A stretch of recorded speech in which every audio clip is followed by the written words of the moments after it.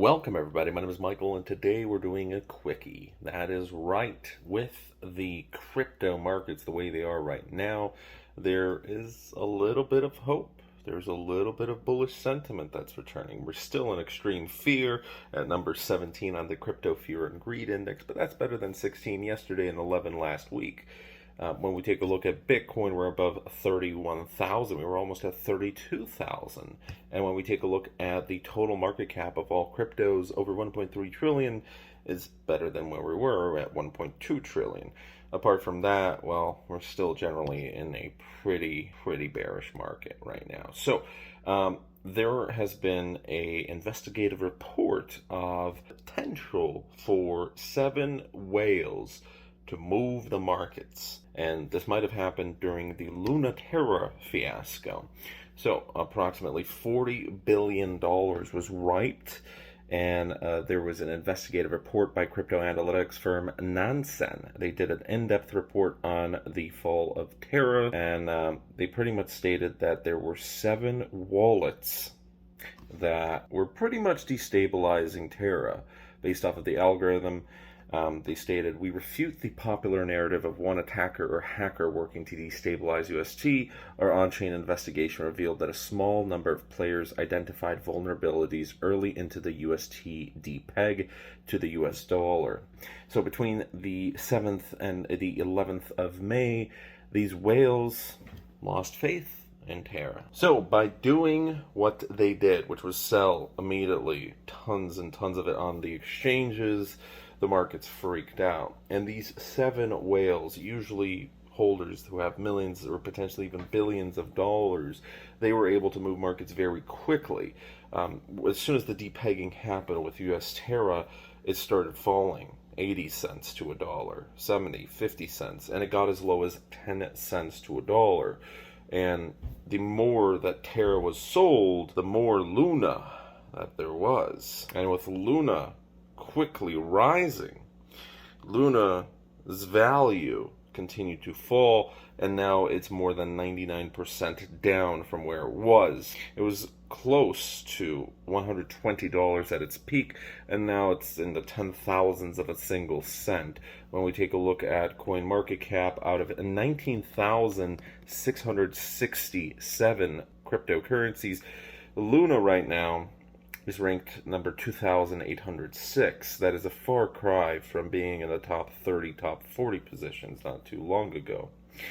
So right now, there's something very interesting with Terra going on, and that's the fact that there's technically Terra 2.0. So the original Terra has rebranded to Terra Classic, and a new chain is now called Terra. So that's why if you look, Terra looks at $7.63, but it has fallen too, and Do Kwon is trying to save what he can, but it's gone at this point. Anyways, the crash of Terra and Luna eventually contributed to widespread market panic. So all it took was 7 whale investors pumping out millions of dollars in a single hour, really.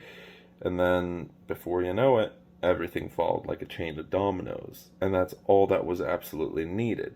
And that same thing occurs in the stock markets, in Forex, in pretty much any investment asset out there. All it takes is for one party to hold a large sum of that asset, and then they're able to manipulate the market.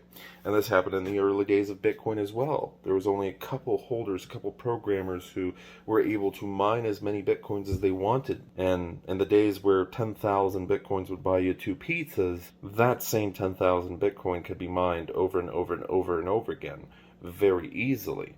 So some of the original Terra investors, going back to Terra, have been excited about the Terra 2.0 airdrop. Most people have been offloading with that. And pretty much anyone who doesn't have it locked at the moment is trying to sell what they can to recoup their losses. Now, the more time that passes between Terra and Luna, the more people will forget, and the more markets will try to react outside of everything that's going on with the world crashing and recession and all this stuff. That's why right now people are starting to go a little bit crazy with Bitcoin, and they're starting to get a little bit of bullish hope. Whatever happens, we always must understand that we are basically at the mercy of whales. And in many cases, whales are institutions. Sometimes it's a billionaire, but in many cases it's institutions. And with crypto going mainstream, institutions wanted to play around, and they're still going to be here, and there's going to be more and more of this to occur. Thanks to institutions, Bitcoin, altcoins, everything is going up like crazy during a bull run. But those are the same guys who are able to very quickly reduce these really tiny altcoins, just a couple $1 billion, to nothing within a matter of a couple of weeks or even days. Now, it's not going to happen with Bitcoin or Ethereum because they're too large to control like that. There's just simply too many holders. But when you take a look at smaller altcoins, and yes, going forward, we're talking about multi-billion-dollar institutions. So when you're talking about an altcoin with a market cap of a couple $100 million or $1 billion, it's absolutely nothing, because these institutions aren't playing by themselves. There's multiple institutions, there's multiple whales, and they're able to control the markets. That's always going to be the truth, the cold hard truth. But anyways, thanks for watching. Have a great rest of your day.